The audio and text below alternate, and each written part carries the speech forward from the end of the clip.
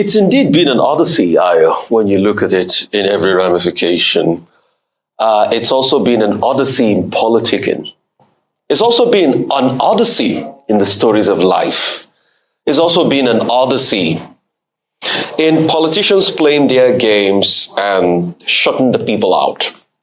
But first this morning, first things first, I'd like to say very big congratulations to the commissioners that made the cut.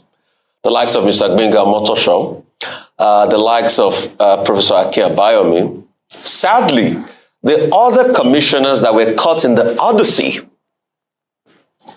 the former Commissioner of Education, for instance. Yes.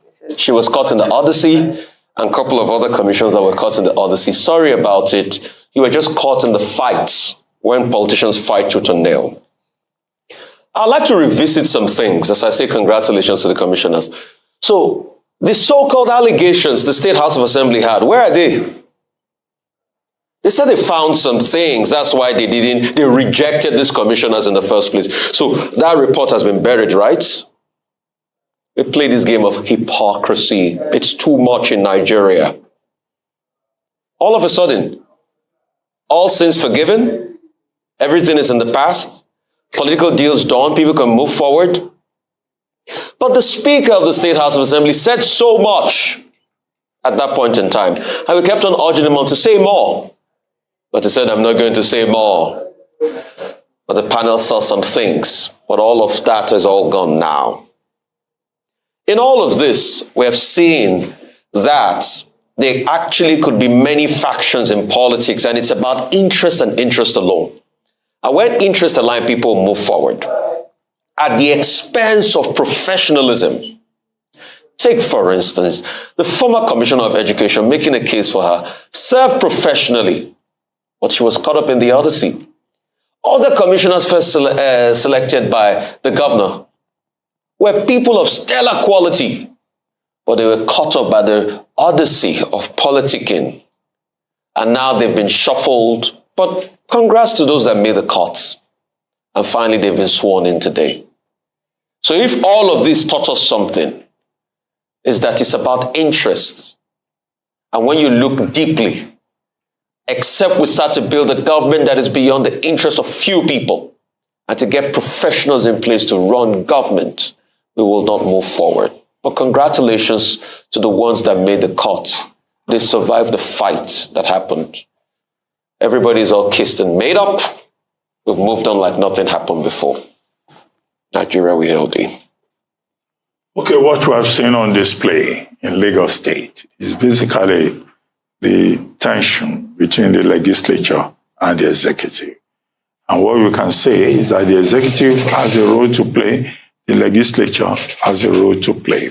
What we saw in Lagos State was that when the governor submitted his list of commissioners, it ended in a cul-de-sac whereby some were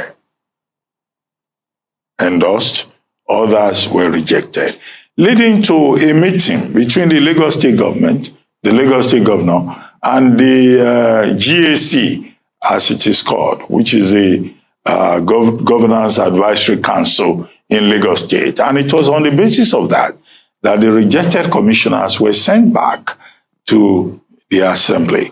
And now what we have had is a situation whereby, most of those commissioners, including Tolani Akilu, I think that's his name, was also eventually approved by the assembly, making it 38 advisors and commissioners. I don't know what Babajide Sanwo-Olu is doing with 38 commissioners and advisors. It looks like a big cabinet.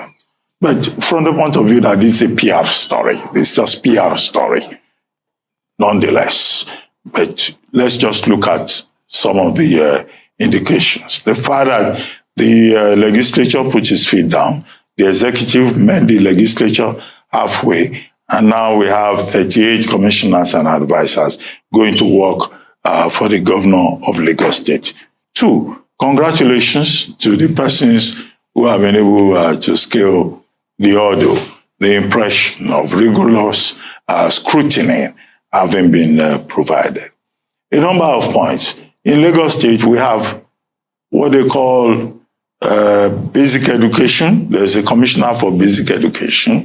There's also a commissioner for tertiary education. I think the distinction is important to the extent that in a second term, the Sanwo-Olu administration will pay close attention to that distinction. Education, as you have always said on this program, being a very important area of target and focus and concentration for governments, either at the state level or at the federal level.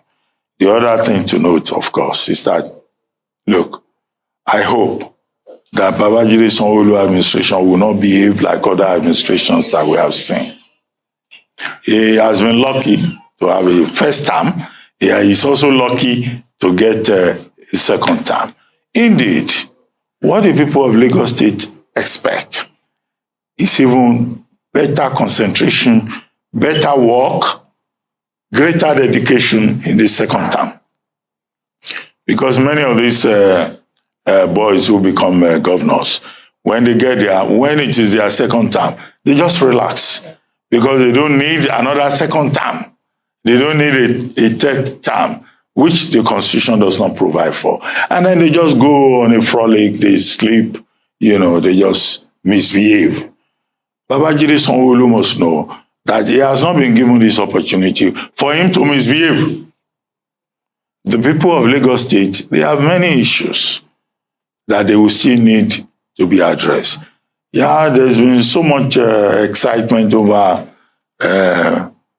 what is it called now, Metro Line, from Marina, Blue-ray line from Marina to Mile 2. That Marina Blue-ray line, there's a second phase of it, the red line, all the way to Okukumaiko. If Sanwo-Olu and his team, if they are able to address that this second term, then all the celebrations that we saw yesterday will have served this purpose. His administration also promised us a fourth mainland bridge. That fourth mainland bridge, where have they gone with it? If he's able to deliver it, then we'll say, yes, Sanwo-Olu worked in his second term in office. If he does not deliver it, we will say he took the people of Lagos State for a ride. There are also other projects about developing business, about collaboration with the private sector. So the key thing is not about swearing in of commissioners. People who want to do PR can do PR and say he has sworn in commissioners and all that. That's not the issue. The concrete issues are about what he will do in his second term. And some of those issues, well, I can't exhaust all of them. The slums in Makoko, the various challenges that we face in Lagos State. Transportation and LASMA and its deranged officials who are perpetually, frustrating people. Lamata, all these agencies, how can they be made more efficient? That should be the narrative beyond the celebration. But of course, the commissioners and their families will be happy that they've been given positions. But the position is not a chieftaincy title. We have to make that point. It's not a royalty position. It's a position for service, for making a difference, for moving Lagos State forward, and for ensuring that the people of Lagos, the ones who call themselves the indigenous people of Lagos, who are hosting all of us, will be able to say, well, you people are in our state and we are making you happy. But if the government does not work, they will not be able to make that claim. These are the issues, in my view. Yeah. Well, I saw earlier on today, Mr. Durojaye Ogunsoya on TVC, answering questions and claiming that he was a classmate with to the president when he was at the Chicago State, University, and that had gone viral. And a lot of people have been dropping reactions, especially the goons of the APC and the followers and of those who are the fans of the president, and all of them are beginning to can you see now and all of that. But he went as far as saying that at some point, even in 1978, that Tinubu was appointed, the class rep for them, 1978 stroke 1979, that he was elected the president of the Accounting Students Club at the CSU. And so it's even added that colleagues often mocked Tinubu for his deep Nigerian accent in the United States. And so we've had quite a lot of stuff. He said we were members of the accounting club in the school. When the time for the election came, the president surprised me. He said there was a time he became the president of the club. Go and check it out. We were even laughing at him of his accent. He had a Nigerian accent, and because of that, we were laughing at him and all sort of things. And I'm wondering, why did it take Mr. Duro Jaye this long to come out? Was he thinking about it? Wasn't he sure or something? Was he trying to put figures and facts together? Or why is he just coming out? This issue of certificate has been on since before elections. And so here we are. Over 100 days after the man has been, inaugurated into office. And then he's, you are now coming out to say that you are his classmate. When everybody was shouting, I remember, what's his name now? The PDP chieftain. I remember now. He kept saying it that Tinubu should present somebody who was his classmate, or somebody who was his classmate should come out and say that, oh, it was my classmate, I was his classmate. And somebody is just coming out of the blues now. Anyway, a fact check has been done. There's no way, things like this will come out and then somebody will not go and check and see if actually what he said was true or not.